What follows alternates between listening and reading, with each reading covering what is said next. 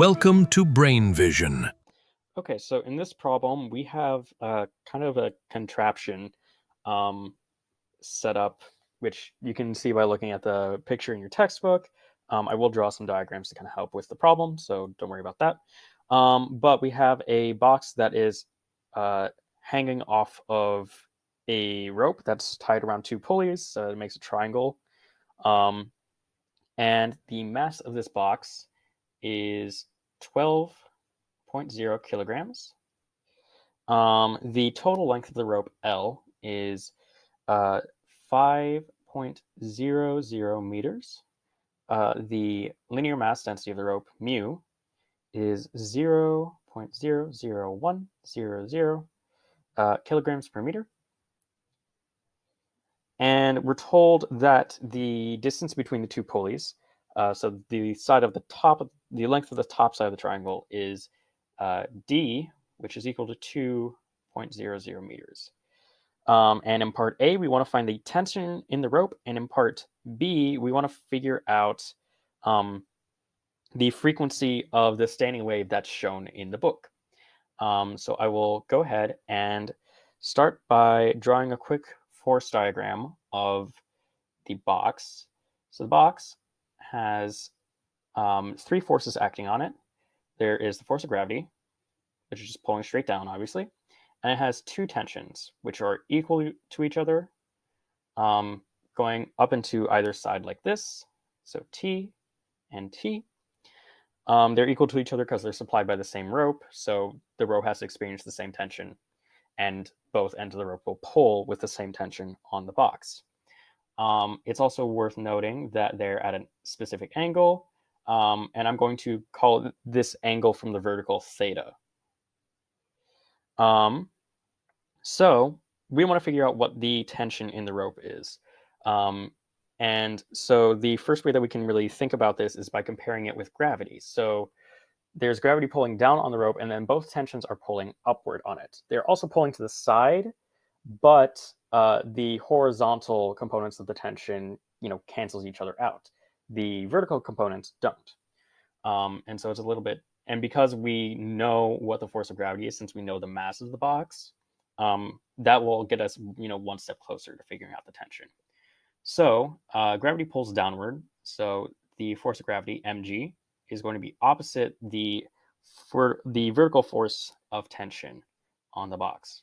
And we're going to double the force of tension going upward because each side of the rope provides an equal amount going upward. So, and each one is from, one amount of the force of the tension. So we have two tensions pulling upward, but it's only the vertical component. So we want just the y component of the force of tension. So if we look at our diagram that I just drew, the vertical force is going to be adjacent to this angle theta. If we were to decompose this tension angle and make a right triangle with the vertical plane, the y component would be adjacent to the angle theta, and then the horizontal component would be opposite the angle theta, with t being the hypotenuse. So we can say that ty is going to be equal to t times cosine of theta. So mg then becomes equal to 2t cosine theta. We can go ahead and solve this equation for t, which will help us out later. So just divide both sides by 2 cosine theta. So then t becomes equal to mg divided by 2 cosine theta.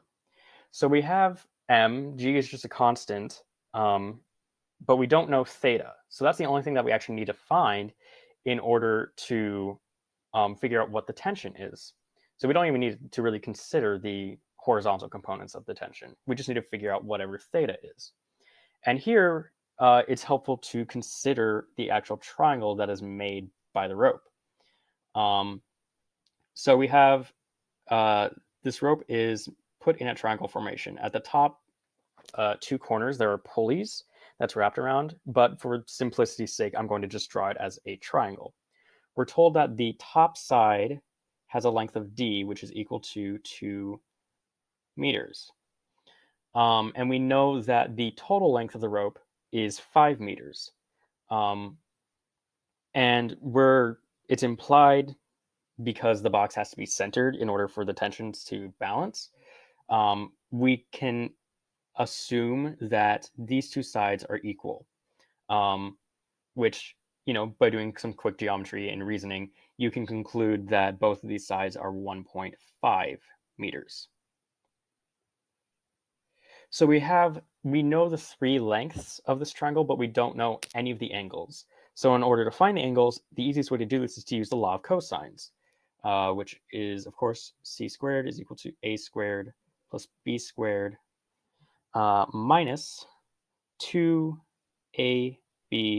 cosine capital C, where capital C is just the angle that is opposite whatever side you designate as lowercase c.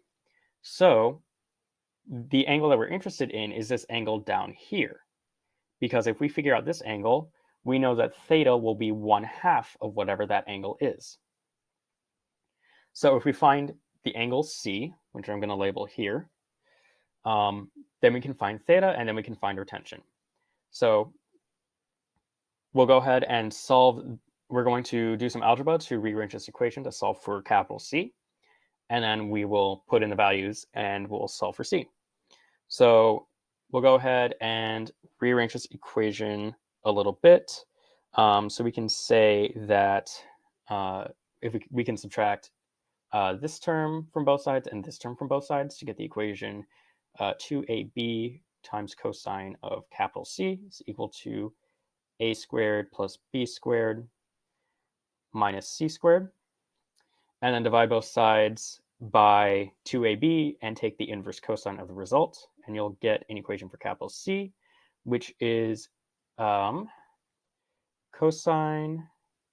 inverse cosine of a squared plus b squared minus c squared all over 2ab.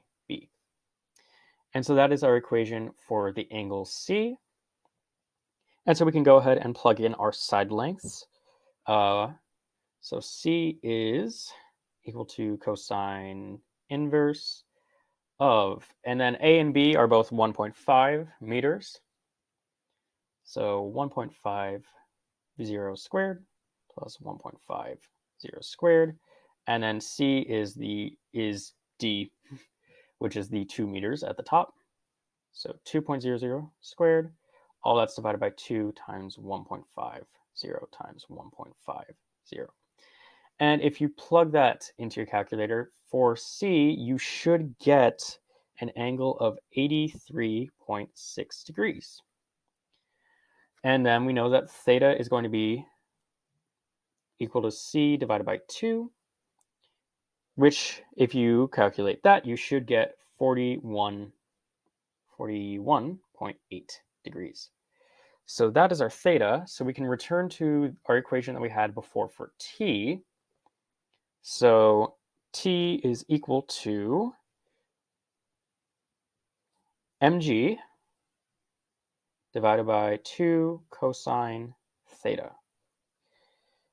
And so we can plug in all the known values here. So m is 12 kilograms, 12.0. G, of course, is 9.80 meters per second squared. And in the denominator, we have 2 times cosine of 41.8 degrees. And if you plug that into your calculator, you should get a tension force of 78.9 newtons. So that's how you do part A. In part B, we want to figure out what the frequency of the shown standing wave pattern is up at the top part of D of the triangle. So if I quickly redraw the triangle, the way that they're showing it is that there's 3 antinodes for their standing wave. So it looks a little bit like that. And what that tells us is that the wavelength of this wave, lambda, is going to be 2/3 of d. because if you look at it, one wavelength happens in this area that I just delineated. It is 2/3 of d.